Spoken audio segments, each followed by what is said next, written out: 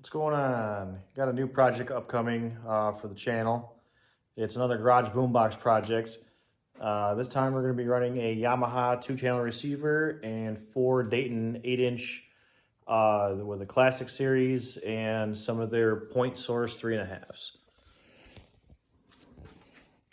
So this is the Yamaha, S202. I've had one of these in the past. He's performed really well. I believe they make a decent amount more power than the Sony 190s.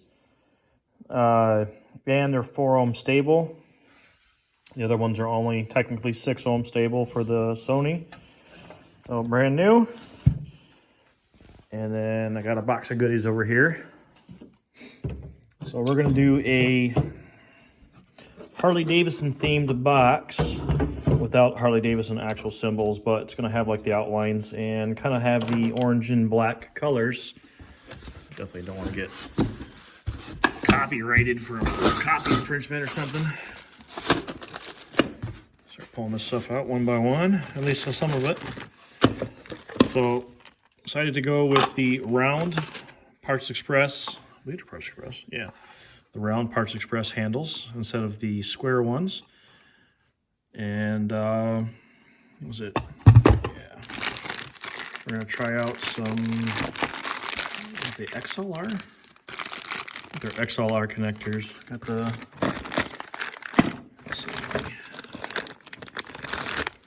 Speak-On. I'm sorry, Speak-On connectors. A little bit beefier, hold beefier wire than XLR, which I've used before. There's the jack. That's the plug.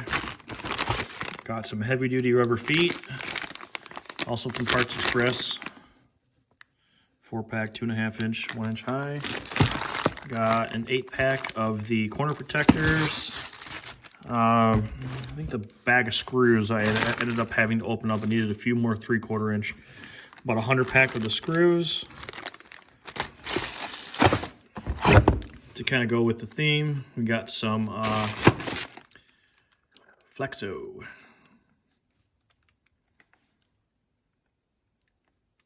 So this is snakeskin or expandable sleeving, whatever you want to call it. 1/2 inch. Figured I could run for the left and the right. I think 16 gauge, 2 sets of 16 gauge wire should fit in here just fine.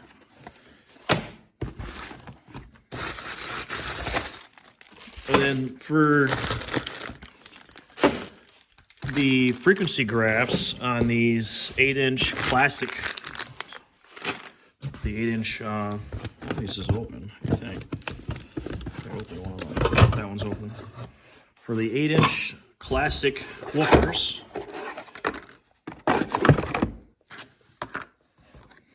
here is the 3.5-inch point source. So I'm going to use these as a basically kind of like a tweeter. So the frequency roll off naturally on these, I'm mating up with the 800 hertz passive or high pass crossover. These are 8 ohms. So I'm only running crossovers on these to protect these because these fall off pretty well on about 1,000 hertz. So I have a little bit of overlap, but it's going to be a garage boombox. Really don't think it's going to matter. If it was for like listening room or something else, I'd say, yeah, we'll do crossovers on these ones too. But for jamming out, these always sound great. Yeah, so these are the 8-inch classics. They are 8 ohm. Pretty good size magnet on these. I've never ran the 8s. I've had the 10s, the 6.5s, and the 5.25s, and I would recommend them to anybody. So these have like an FS, I think, close to almost 30 hertz. So I'm gonna do a ported enclosure out of black walnut and probably cherry. Let's see here. Get the crossover box opened. Yeah, so these are big.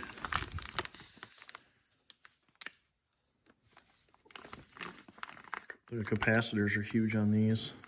I don't know too much about capacitors. I don't know if this is really don't know exactly what this is.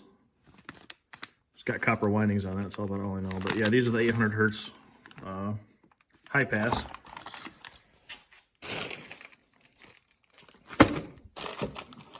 And then the frequency range really goes up above 12,500 hertz. I can't hardly hear much past like 11.5 anyway. So for jamming out to music, this should do pretty good. And then putting the 800 hertz crossover. Even though you can cross these at like 100, 150 hertz, the 800 hertz crossover should help protect these too. So no matter how hard we're jamming out to these ones shouldn't overextend anything. And I will be putting these, because these are going to be mounted in the rear of the enclosure, like most of the enclosures that I build. These are going to be in their own separate chamber. And I might put the crossovers inside that a separate chamber as well. I'm not sure how I'm going to lay it out because there's 4 of these and only 2 of these. So I don't want the pressure to, you know, to have give this damage. Yeah, it's a very soft driver. The last box that I built, someone said, you know, why didn't you put those in a separate chamber for the 215s, the 6.5s, and the 3-inch paper cone tweeters? Well, that little Sony amp barely moves those 15s, and I did cross the 6.5s at 375 hertz. It doesn't seem to affect them at all. So, and it was in a ported enclosure as well. There really isn't that much back pressure when the woofers are barely moving. If it was in a sealed box, I'd say, yeah, I'd be wanting to push this fucking cone or taking the little voice coil and pulling it out of the gap. So yeah, stay tuned. Probably going to be milling up some of this walnut. There's some birch left. Oops.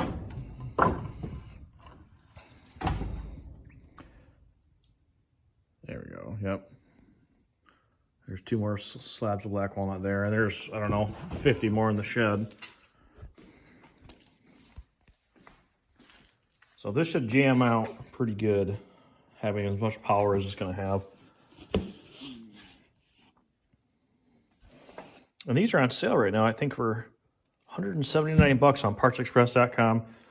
Only thing is, I remember when I ordered this, I think there was only like 5 left in stock. So I'm not sure if they've restocked everything.